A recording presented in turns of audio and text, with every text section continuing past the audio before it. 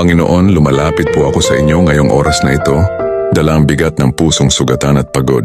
Kayo po ang nakakakita ng mga luha na hindi nakikita ng iba at nakakaramdam ng sakit na hindi namin kayang sabihin. Lord, sa mga panahong hindi namin maintindihan ang mga nangyayari, turuan mo kaming magtiwala sa plano mo.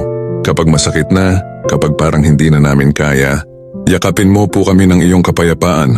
Gabayan mo kami, Panginoon, na sa halip na magtanim ng galit, ay matutong magpatawad. Sa halip na mawala ng pag-asa, ay matutong umasa muli. At sa halip na tumingin sa sakit ay tumingin sa pag-ibig mo. Tulungan mo kaming makita na may dahilan sa bawat luha at may bagong simula sa likod ng bawat pagtatapos. Bigyan mo kami ng lakas na bumangon at ng puso na marunong maghintay sa tamang panahon. Lord, salamat po dahil kahit kami ay nasasaktan, alam naming hindi mo kami pinapabayaan. Sa bawat hakbang namin, ikaw ang ilaw na gumagabay. Manatili ka sa aming puso at ipaalala mo lagi na sa iyo may kapayapaan, may pag-asa at may bagong simula.